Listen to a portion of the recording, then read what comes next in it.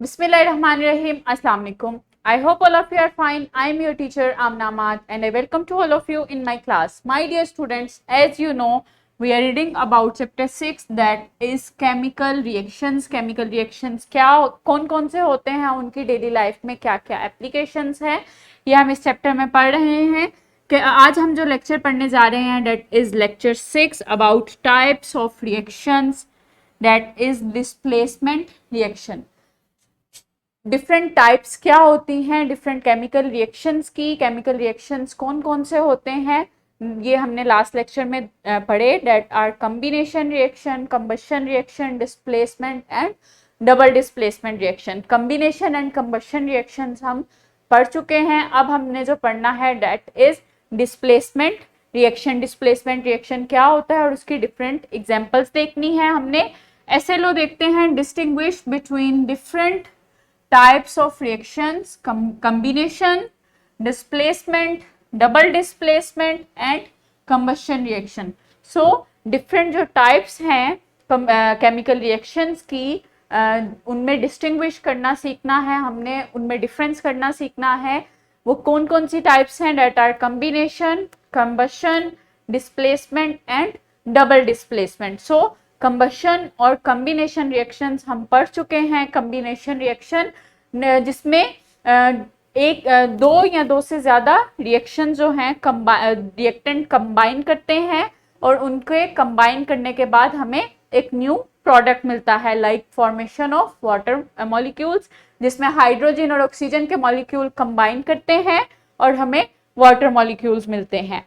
और जो combustion reaction है वो क्या है कि जिसमें रिएक्टेंट्स जो हैं हाइड्रोकार्बन्स वो रिएक्ट करते हैं ऑक्सीजन मॉलिक्यूल्स के साथ और हमें क्या देते हैं, ऑक्सीडाइज्ड प्रोडक्ट देते हैं, वाटर मॉलिक्यूल्स देते हैं और हीट और लाइट प्रोड्यूस होती है। आज हम देखते हैं कि डिस्प्लेसमेंट रिएक्शंस जो हैं वो कौन से हैं और डिफरेंट टाइप्स ऑफ जो डिफरेंट एग्जांपल्स हैं डिस्प्लेसमेंट रिएक्शंस की वो क्या हैं। सो एक्टिविटी करते हैं इसके लिए। पहले ये आपको एक पिक्चर नजर आ रही है एक रिएक्शन की। इस पिक्चर को जल्दी से देखें और मुझे जल्दी बताएं कि ये किस रिएक्शन की पिक्चर है। Yes, that is the picture of combination reaction. Combination reaction क्या है, जिसमें दो रिएक्टेंट जो हैं वो मिलकर क्या बनाते हैं, एक प्रोडक्ट बनाते हैं, जिसमें क्विक लाइम जो है वाटर के साथ मिलकर क्या बनाता है, स्लेक्ट लाइम। ये एक एग्जांपल है किसकी, कॉम्बिनेशन रिएक्शन की, जिसमें टू रिएक्टेंट्स मिलकर आपस में कंबाइन करके एक प्रोडक्ट देते हैं। सो नेक्स्ट एक पिक्चर है, ये जल्दी से बताएं किस रिएक्शन की पिक्चर है। Yes, that is the picture of combustion reaction. Combustion reaction क्या है, जिसमें हाइड्रोकार्बन्स ऑक्सीजन की मौजूदगी में जलते हैं और क्या देते हैं, हीट और लाइट प्रोड्यूस करते हैं, कार्बन डाइऑक्साइड बनाते हैं और वाटर मॉलिक्यूल्स बनाते हैं। सो ये टू टाइप्स के रिएक्शंस हैं, कॉम्बिनेशन और कंबशन रिएक्शंस। आज हम डिस्प्लेसमेंट रिएक्शन पढ़ेंगे। So what do you mean by displacement. Displacement का आपके ख्याल में क्या मतलब हो सकता है। यस, पोजीशन, जब किसी ऑब्जेक्ट की पोजीशन चेंज होती है तो वो चेंज ऑफ पोजीशन क्या है, दैट इज डिस्प्लेसमेंट। डिस्प्लेस करती है from one place to another place, तो वो डिस्प्लेसमेंट, वो डिस्प्लेस क्या है, वो पोजीशन चेंज क्या है, दैट इज डिस्प्लेसमेंट।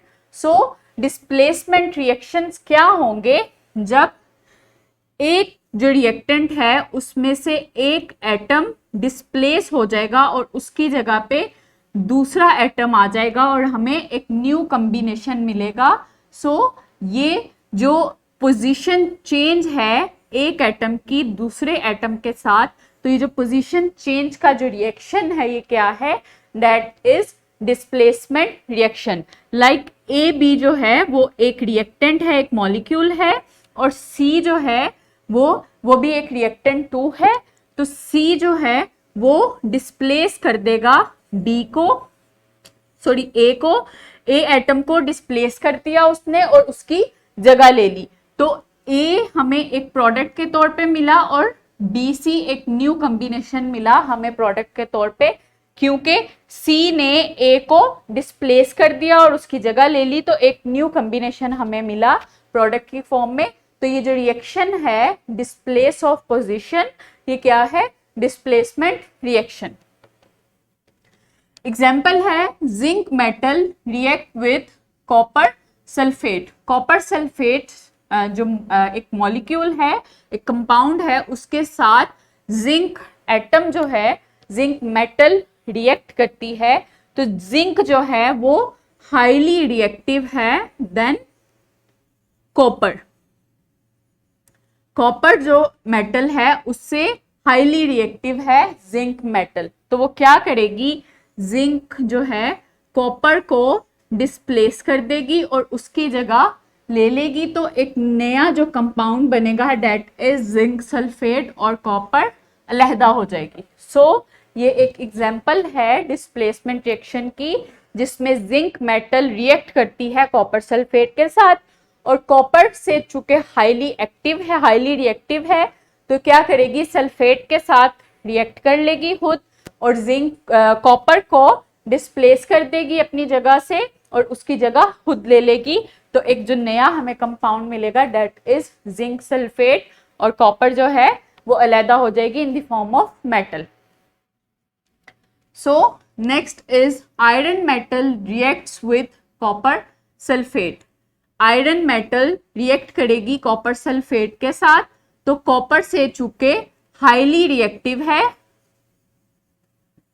तो क्या करेगी, कॉपर की जगह ले लेगी, कॉपर को डिस्प्लेस कर देगी और खुद कॉपर की जगह लेके सल्फेट के साथ रिएक्ट करके आयरन सल्फेट बना देगी और कॉपर को सेपरेट कर देगी, कॉपर मेटल हमें सेपरेट मिल जाएगी। सो ये भी रिएक्शन क्या है, ये भी डिस्प्लेसमेंट का रिएक्शन है, जिसमें एक कंपाउंड की मेटल को डिस्प्लेस कर रही है दूसरी मेटल और उसकी जगह ले रही है, और एक नया कंपाउंड हमें मिल रहा है in the form of ferric sulphate, और कॉपर जो है वो अलहदा एक मेटल के तौर पर मिल रही है। तो ये रिएक्शन क्या है, date is displacement reaction.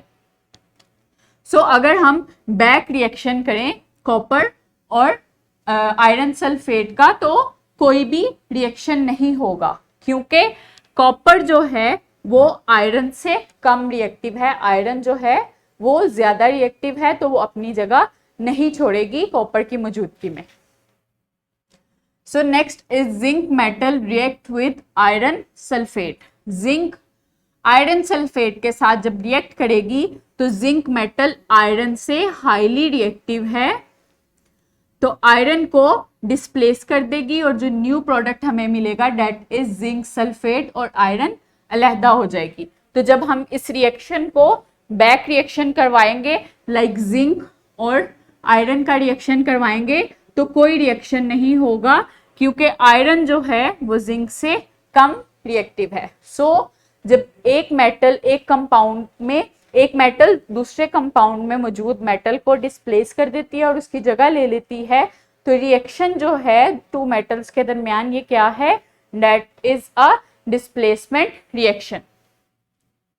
Wrap up करते हैं। In displacement reactions one metal from one of the reactants displaces the other metal from another reactant. The metal that displaces is more reactive, whereas that which is displaced is less reactive. So एक metal एक reactants में से जब दूसरी metal को displace कर देती है, दूसरे कंपाउंड जो रिएक्टेंट एज अ रिएक्टेंट के तौर पे रिएक्ट कर रहा है उसमें से एक मेटल को डिस्प्लेस कर देती है, तो ये रिएक्शन क्या कहलाता है, that is a displacement reaction. तो जो मेटल डिस्प्लेस कर रही है दूसरी मेटल को वो हाईली रिएक्टिव होती है, बजाय उसके जो मेटल डिस्प्लेस हो रही है। तो जो मेटल डिस्प्लेस हो रही है वो क्या होती है, वो लेस रिएक्टिव होती है। तो जब हम इस रिएक्शन को बैक रिएक्शन करवाते हैं तो कोई भी रिएक्शन नहीं होता, क्योंकि डिस्प्लेस करने वाली मेटल हाईली रिएक्टिव होती है और वो लेस रिएक्टिव मेटल से डिस्प्लेस नहीं हो सकती। सो होमवर्क है search out different examples of displacement reactions. आपने डिस्प्लेसमेंट रिएक्शंस की मजीद कुछ एग्जाम्पल्स को सर्च करना है और अपनी नोटबुक में नोट करना है, अपने क्लास फेलोज के साथ शेयर करना है। So I hope now are you able to explain about displacement reactions. Thank you so much. Allah Hafiz.